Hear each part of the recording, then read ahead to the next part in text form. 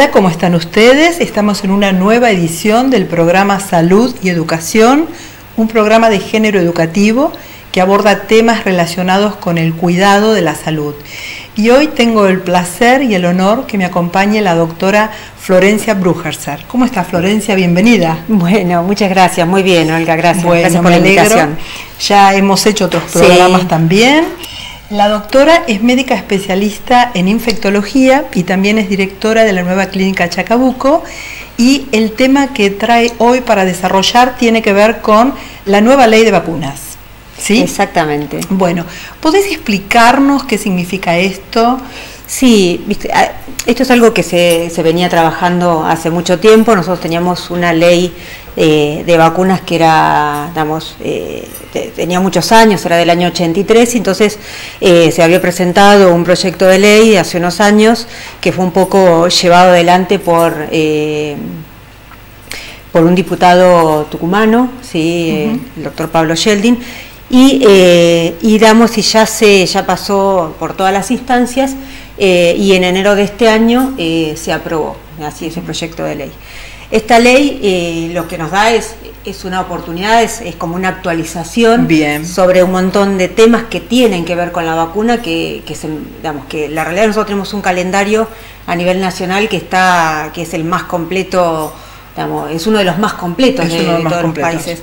Y la realidad es que nos debíamos tener una ley que fomente, que apoye, y lo que hace un poco esta ley es poner en claro algunas cosas que nosotros veníamos trabajando, como que obviamente que las vacunas son gratuitas y obligatorias. Gratuitas y obligatorias, exactamente, eso es para todos los habitantes del territorio. ¿Sí? Además, lo que hace es pone en este caso a la Secretaría de Salud como el organismo encargado de proveer el insumo, todos los insumos que tienen que ver con el acto de vacunación, o sea, las vacunas, los descartables, y distribuirlos en las 24 jurisdicciones.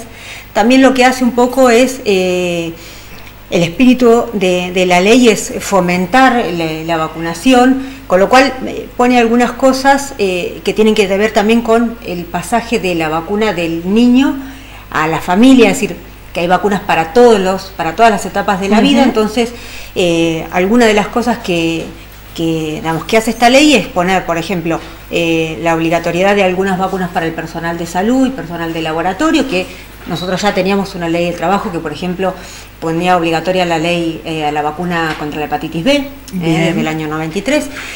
Otra de las cosas que hace es, por ejemplo, para fomentar la vacunación, es pedir el carnet de vacunación, que el adulto es algo que no está acostumbrado a tener, para realizar determinados trámites. Esto entonces va a ser importante que nosotros presentemos el carnet de vacunación al ingreso a la escuela primaria, secundaria, a las universidades, tanto privadas como públicas, a determinados trámites como renovar el carnet, como el pasaporte. Con el pasaporte, el carnet. Lo que va a hacer es estimular a que la población esté correctamente vacunada. Claro. De ninguna manera el espíritu es bloquear o evitar que se hagan los trámites, sino la idea es que una forma de incentivar la vacunación. Exactamente, es que en todas las instancias uno que no tenga la conciencia de hacerlo, por lo menos lo haga por obligación. Exactamente, y un poco también el espíritu de la ley es la prevalencia de la salud pública sobre la salud individual, o en realidad no, sobre la salud individual, no, sobre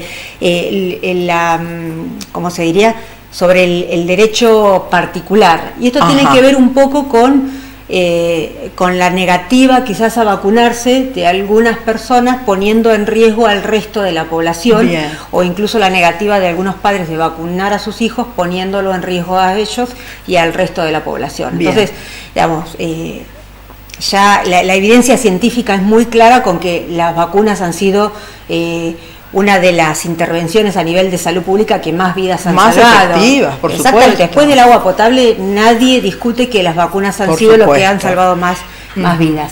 Así que, te quería preguntar, ¿qué pasa con...? A mí me ha tocado, cuando yo ejercía obstetricia, que algunas pacientes embarazadas me decían, yo no me quiero vacunar. Grave problema, ¿no? Sí, tratar de convencerlas y explicarles realmente el beneficio de la vacuna.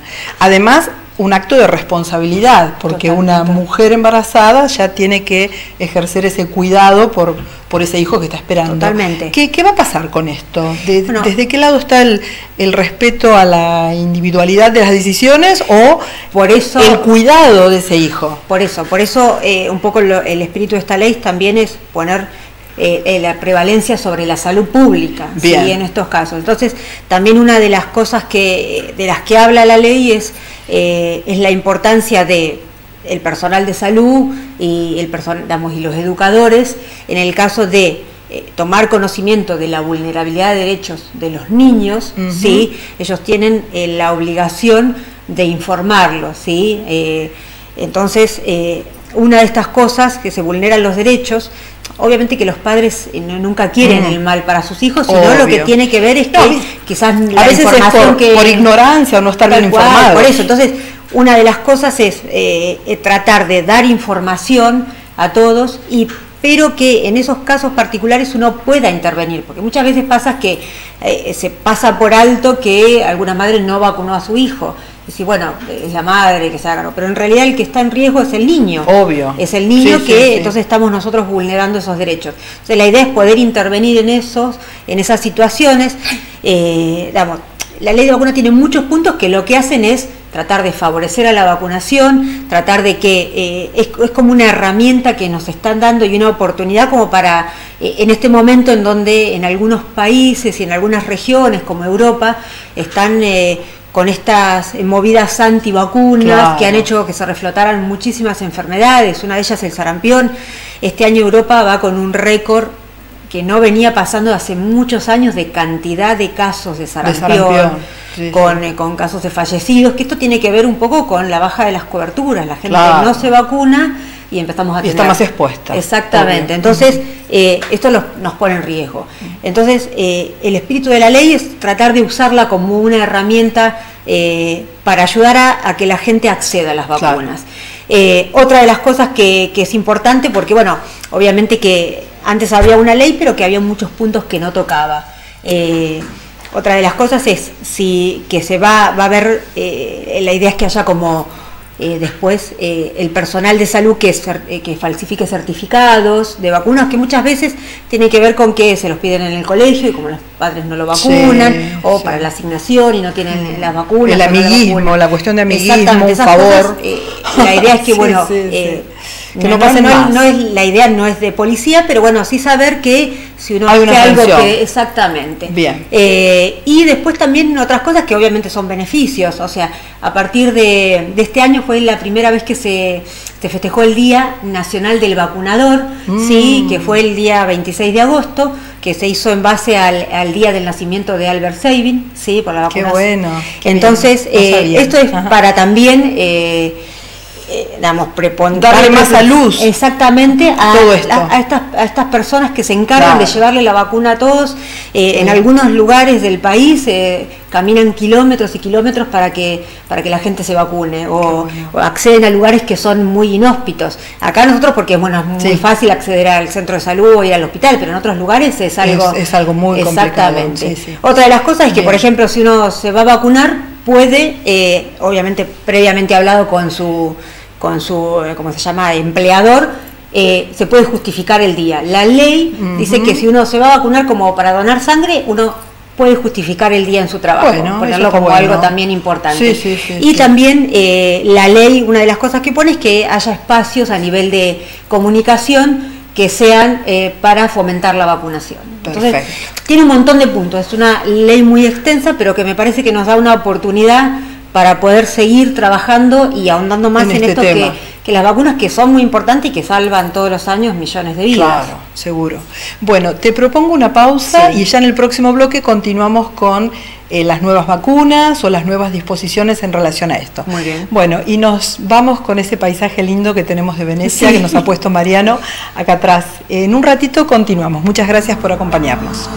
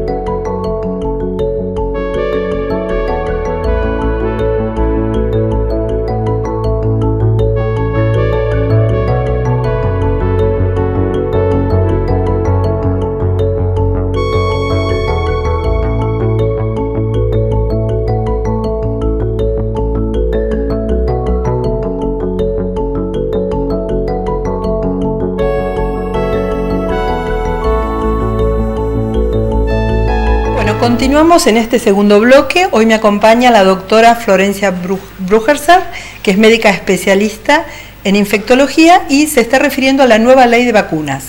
Bueno, ¿qué actualización tenemos en relación a las vacunas? Una de ellas tiene que ver con el HPV, que ahora también es obligatoria para los varones. Exactamente, Ajá. sí, la bueno, vacuna ya desde el año pasado, ¿no es cierto? Desde el 2017. Desde el 2017, claro. 2017. Sí, pero bueno, es una de las últimas vacunas que ha aparecido. En realidad, desde el 2011 está en las nenas, bien, a los 11 años. Bien. Este se inició con el objetivo primario, obviamente, de la prevención del cáncer de cuello cervicouterino y secundariamente del resto de las enfermedades que puede producir el VPH. Bien. Hubo algunos cambios en todo ese camino. En realidad, empezó con la vacuna bivalente, que es la que tiene las dos cepas, o sea, los dos genotipos que previenen solamente los oncogénicos de alto grado. Exactamente. 16, 18. Y a partir hubo un cambio y ahora se cambió a la vacuna cuadrivalente, que también tiene dos genotipos más, que lo que tienen es que cubren también las cepas que producen verrugas genitales. Claro, los condilomas. Y así que a partir de este momento está la cuadrivalente, que previene tanto para los genotipos oncogénicos y el productores de verrugas. Perfecto. Y en realidad también inicialmente se empezó con un esquema que eran 3 dosis, ¿sí? Porque era la evidencia que era, que la necesidad para tener una buena inmunidad era de 3 dosis. Claro. Como obviamente que es una vacuna que se fue conociendo y los estudios ahora han avanzado mucho, los nuevos estudios dan la evidencia científica que con 2 dosis es suficiente, entonces ahora estamos en un esquema que es de 2 dosis, 0 y 6 meses. Y a partir del 2017 lo que se hizo fue incluir a los varones en esta estrategia de vacunación, un poco también porque las coberturas en las niñas no eran lo suficientemente altas, que es algo hay que tener que seguir trabajando, porque hay que tener en cuenta que esta es una vacuna muy importante porque previene un cáncer, ¿sí? A ver, si una mujer no tiene HPV, no va a tener cáncer de cuello. Claro. O sea, es una condición que sí o sí tiene que tener para poder desarrollar el cáncer. Exactamente, para poder desarrollar el cáncer. Entonces, es importante. Y la idea de agregar a los hombres es para disminuir la carga de circulación del virus. Y además, secundariamente, obviamente, también para protegerlos a ellos, porque sabemos que el VPH también produce cáncer de pene, cáncer de anal, cáncer de garganta, orofaringe, exactamente. Entonces, un poco la estrategia es esa. Así que están ahora todas, tanto mujeres como varones, a los 11 años pueden tienen incluida la vacuna en el calendario con 2 dosis. Así que eso es importante. Y lo más importante es que la gente tome conciencia de que es una vacuna que previene un cáncer. Previene un cáncer. Exactamente. Sí. Otra de las vacunas que en realidad por la época que es importante remarcar, que si bien ya la conocemos hace mucho tiempo, es la vacuna antigripal. La vacuna antigripal. Y la importancia de colocársela todos los años, ¿verdad? Totalmente, porque las cepas se renuevan. Exactamente, van cambiando. O sea, todos los años nosotros esperamos el informe de la Organización Mundial de la Salud que nos da la receta de qué cepas tienen que estar incluidas en la vacuna y ahí obviamente los laboratorios la elaboran con esa receta. Nosotros hay una receta para el hemisferio norte y una para el hemisferio sur. Nosotros nos estamos vacunando con esa. A partir de este año también hay otra novedad que apareció la vacuna tetravalente. Nosotros tenemos la trivalente, que es la que tiene 3 cepas. Una influenza A, que es el pandémico, el H1N1 o la gripe A. El otro, el H3N2, que es el estacional, y una influenza B. Ahora en la tetravalente lo que agrega es el otro influenza B, que son los dos que circulan en mayor medida. Habitualmente el influenza B siempre es el que tiene menos cantidad de casos y el que circula menos. A veces puede pasar que, como es una receta que uno espera que pase eso, a veces no pasa lo que se espera. Entonces quizás a veces la vacuna no cubre tan bien a las cepas que circulan. Entonces la idea de la tetravalente es que tenga las 2 cepas que puedan circular y que esté cubierto para las 2. O sea que amplía un poquito más la cobertura digamos, de los virus que circulan, ¿sí? Bien. Nosotros la que tenemos en calendario es la trivalente, ¿sí? La trivalente. Exactamente. Bien. Pero es importante saberlo, a nivel privado la tetravalente ya está en el mercado. Ya está en el mercado. Exactamente. Bien. Y después, fuera de cámara, estamos hablando también sobre la vacuna del herpes zóster, que no está en el calendario, pero también es recomendable que las personas mayores de 50, 55 años, dijiste. 50 años, sí. Está mayores de 50 años se la den. Exactamente, esta es una vacuna que también es bastante nueva, incluso ahora está por salir una segunda vacuna, ¿sí? Contra el herpes zóster. ¿Es única dosis? Sí, es única dosis. Probablemente la nueva que salga sean 2 dosis. Bien. Pero esta que hay es única dosis. Esta es una vacuna que en realidad es después de los 50 años porque es en el momento en el que el sistema inmunológico empieza a envejecer, lo que se llama inmunosenescencia. Entonces ahí, si uno tuvo varicela en algún momento de su vida, el virus de la varicela, que es el virus varicela zoster, se reactiva en forma de herpes zóster, que es lo que la gente llama la culebrilla, que a veces aparece en el tórax, en la cara, en las piernas, en distintos lugares, y que después de los 50 años el riesgo que tiene es que quede una neuralgia posherpética, que es un dolor crónico bastante difícil de tratar y bastante invalidante. Entonces, lo que hace esta vacuna, por un lado, es disminuye la posibilidad de que aparezca el herpes zóster, ¿sí? Y por otro lado es que si aparece, disminuye en un porcentaje muy importante el riesgo de que te quede la neuralgia posherpética. Exactamente. Perfecto. Entonces, la recomendación en realidad es en mayores de 50 años. Perfecto. ¿Sí? Incluso hay algunas recomendaciones todavía que dan algunas sociedades que se dan a nivel de sociedades científicas en pacientes que tienen algún determinado alteración de su sistema inmunológico, que son huéspedes inmunosuprimidos. También, si uno sabe que va a tomar alguna medicación que le va a bajar las defensas, o si va a tener algún tratamiento que le baje las defensas posteriormente, hacerlo precozmente, vacunarse con esta vacuna. Claro. Esta vacuna no se puede dar en pacientes que tengan algún grado de inmunocompromiso, porque es una vacuna que tiene virus vivo y atenuado. ¿Sí? Eso es importante también. Sí. Bien. Bueno, vamos a una pausa, ¿te parece bien? Sí, y ya terminamos en el próximo bloque. Gracias por acompañarnos.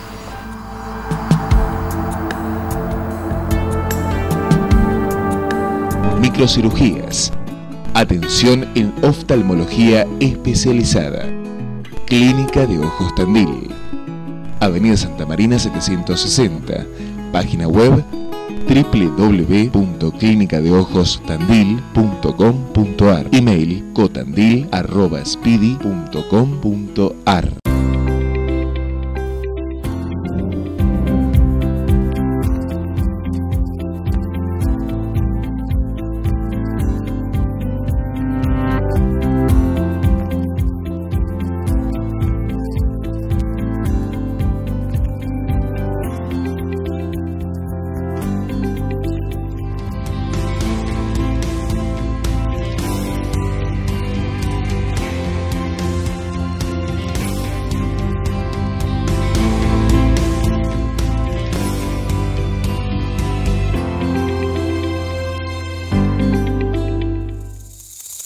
Instituto de Diagnóstico por Imágenes. Trabajando con tecnología de avanzada y actualización permanente, junto a un equipo médico y humano con profesionalismo y calidez.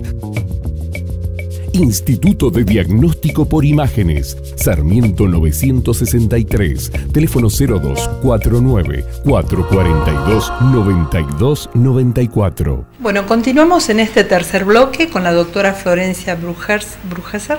Sí, ¿lo dije bien?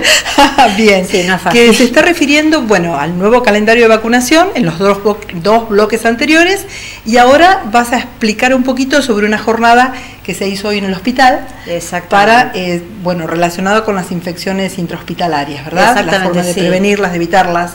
Sí, desde el servicio de infectología del Hospital Municipal Ramón Santa Marina se realizó una jornada de infecciones hospitalarias, que un poco el objetivo era, obviamente para todo el personal de salud, en realidad dirigido a distintos actores de la salud, enfermeros, bioquímicos, laboratorios, toda la gente que trabaja en el hospital. Bien. Y se habló un poco de lo que tiene que ver con digamos, prevención de infecciones hospitalarias o intrahospitalarias, por ejemplo, la importancia del lavado de manos, higiene hospitalaria, ¿sí? Los procesos de esterilización, en el caso de cirugías o reutilización de materiales digamos, que se utilizan diariamente o en quirófano o en las terapias o en cualquiera de las salas, y después también lo que tiene que ver con accidentes punzocortantes, el manejo de, digamos, de biológicos, o sea, de muestras de sangre, muestras de pacientes, ¿sí? Para evitar accidentes. Bien. Y también lo que tiene que ver con residuos hospitalarios, ¿sí? Para el manejo de, por ejemplo, los descartables, o sea, las agujas, las que tengan material que pueda ser potencialmente contaminante, ¿sí? Cómo se tiene que manejar el descarte, por un lado, de las agujas, de las cosas que son probablemente que tengan riesgo de infección a otros, y cuáles no, claro, ¿sí? para evitar la transmisión. Exactamente. Y después otras cosas como el tema de aislamientos en pacientes que, por ejemplo, se internan con alguna enfermedad que puede ser potencialmente diseminada, como tuberculosis, que se contagia por vía respiratoria. Entonces esos pacientes tienen que estar en una habitación individual, que las personas, tanto el personal como los familiares, tienen que utilizar barbijos, ¿sí? Barbijos especiales para evitar el contagio. Después otras enfermedades como también influenza, gripe, que también los primeros, hasta que empieza con el tratamiento, el paciente, digamos, puede generar, digamos, sí, un contagio, otros casos. Hasta que se haga el diagnóstico, porque a veces, como las enfermedades van cursando procesos en distintos estadios, por eso también, dependiendo en qué momento se haga el diagnóstico. Tal cual, por eso en ese momento también hay algo que se llaman medidas estándares de bioseguridad, ¿sí? Uno tiene que tomar a todos los pacientes como potencialmente contagiosos. Eso significa que si yo voy a hacer una maniobra que voy a tomar contacto con fluidos, debo usar guantes. ¿Sí? Sin duda. Si voy a estar en contacto con secreciones respiratorias, debería usar un barbijo. Claro. Y si vamos a hacer algún procedimiento, guantes, camisolín y determinadas cosas. ¿Sí? O sea, no... El cambio de botas también en las zonas de exactamente, quirófano, en esos lugares. Entonces, estas situaciones, o sea, estas medidas son importantes para evitar que el paciente ingrese al hospital o a algún centro de salud con una infección y se lleve otra. ¿Sí? Por eso es importante que es la medida que más disminuye las infecciones, es el lavado de manos. Y es lo que más nos cuesta hacer. ¿Sí? Es lo que más en los lugares donde tienen el mejor... Siempre con un jabón, ¿verdad? Para recomendar también a las personas lavado antes de comer. Exactamente. Lavado de manos con un jabón. Con un jabón. Después, si yo estoy, por ejemplo, en el ambiente de salud, entre paciente y paciente, yo puedo usar el alcohol en gel. Claro. Sí, pero cuando las manos están visiblemente sucias, hay que lavarlas. Exactamente. No y que me ponga guantes no invalida que me lave las manos. Claro. ¿Sí? Que el lavado de manos es muy importante, previene, incluso en las casas, previene infecciones respiratorias, diarreas, digamos, previene, es la estrategia que más previene enfermedades, claro, es la que más nos cuesta y es la más barata, además. La mano hace todo, la mano va exactamente, la mano, no nos vemos un paciente, tocamos acá, vamos a otro lado y entonces eso es importante. Otra de las medidas, más allá de, bueno, obviamente lo de bioseguridad, digamos, el manejo de los aislamientos de los pacientes, la higiene hospitalaria, después está también, hablando de vacunación, la vacunación en el personal de salud. También. El personal de salud, tanto para protegerse a ellos como para proteger al entorno y no transmitirle enfermedades a los pacientes, tenemos que estar vacunados. Vacuna de la gripe, claro, vacuna de hepatitis B, ¿sí? Y después el resto de las vacunas que son en el calendario para todos, ¿sí? Y además también si el personal de salud tiene alguna enfermedad que hace que tenga que tener otra vacuna en particular, también. Y además también tiene que ver si el personal de salud, por ejemplo, trabaja con niños muy chiquitos. Claro. Entonces ahí tenemos otras vacunas que también son importantes. Bien. Bueno, me encantó esta charla porque he aprendido un montón también. Un poquito de todo, ¿verdad? Un poquito de todo, bueno. Bueno, te agradezco muchísimo. No, a vos, Olga, ya sabés por la que invitación. tenés este espacio para venir a transmitir conocimientos y ayudar en la información, ¿no? Sí, no, eso es importante. Lo más sí, importante. Me parece que eso es lo más importante. Que la población esté informada. Por ejemplo, esto que decíamos de la higiene hospitalaria y todo eso, también el paciente también tiene que decirle, bueno, doctor, se lavó las manos. Es importante. Claro que sí. Bueno, y muchísimas gracias a todos ustedes por acompañarme semanalmente. También agradezco a los auspiciantes de mi programa, que gracias a ellos puedo realizar este programa. También a Mariano Duro de MAD Multimedios, que me permite filmar en su espacio.